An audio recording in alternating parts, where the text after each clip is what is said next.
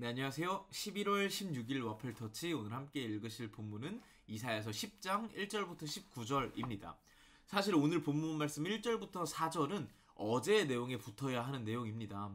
어제 북이스라엘에 대한 심판의 메시지 들으셨죠? 오늘 1절부터 4절은 북이스라엘에 대한 심판의 메시지가 이어지는 것입니다.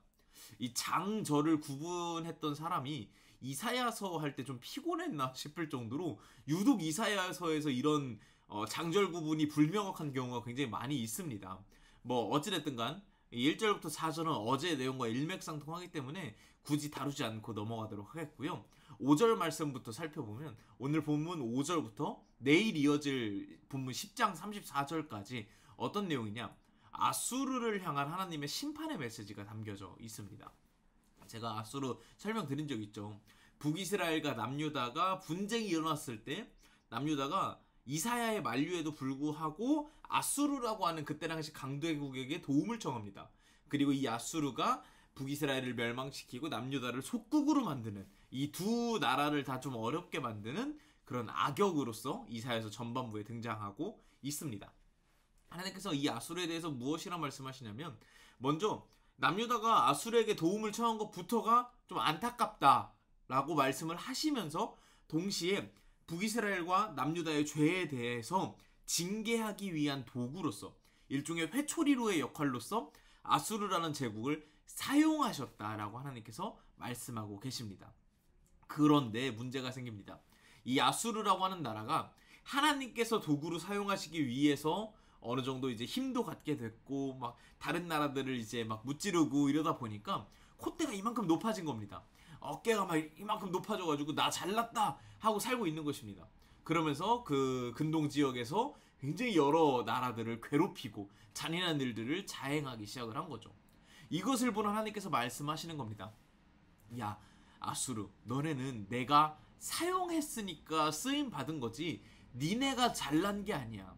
너네가 가지고 있는 거, 너네가 누리고 있는 거, 가지고 있는 힘, 권력 이런 거 내가 줬을 뿐이지, 잠깐 준 것일 뿐이지, 너네 그거 가지고 나 잘났다 하면은 금방 또 다른 나라들처럼 무너질 수 있어 라고 말씀을 하시는 것이 오늘의 본문의 내용이라고 할 수 있겠습니다.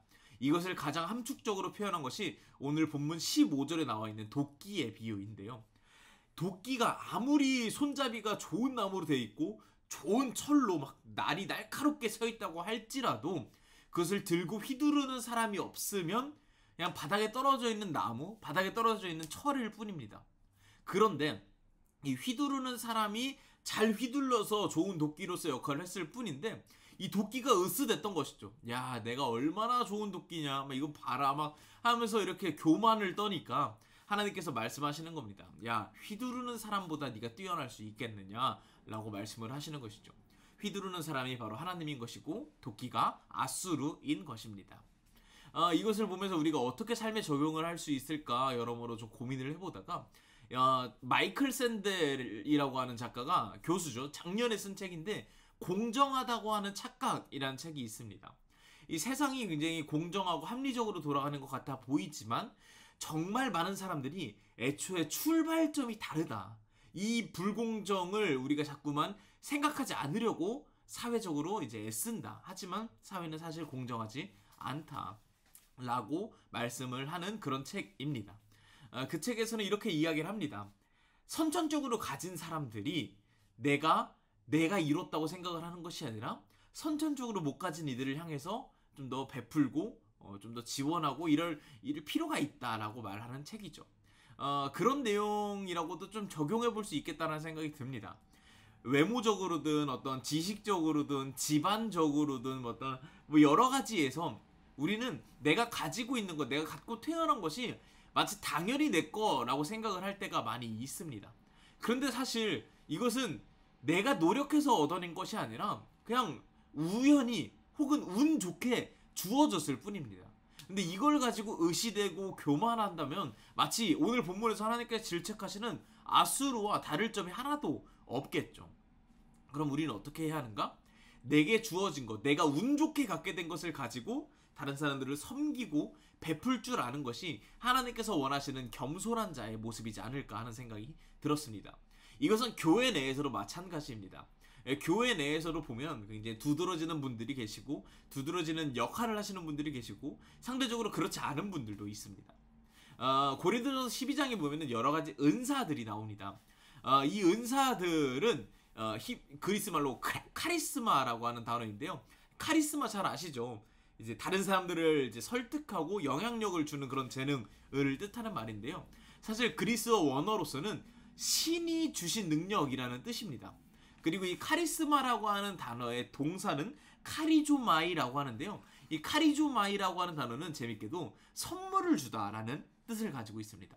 즉 하나님께 받은 은사라는 것들도, 교회 내에서 사용되는 은사라는 것들도 전부 다 하나님께서 주셨을 뿐이니 내가 이걸 가지고 교회 공동체 내에서 교만 떨면 안 되겠다 라는 것입니다.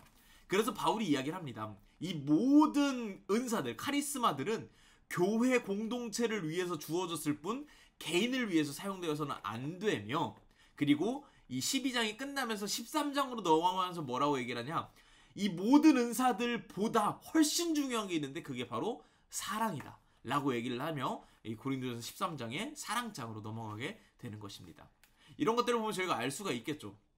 내게 주어진 것, 내가 가지고 있는 것, 내가 운 좋게 얻게 된 것, 혹은 노력으로 얻었다고 할지라도 그 노력하게 되는 그 과정에 있어서 얻게 되는 어떤 선천적인 도움들, 운들, 이런 것들 다 종합해서 생각해 봤을 때 내가 많이 가졌다고 으스댈 것이 하나도 없구나.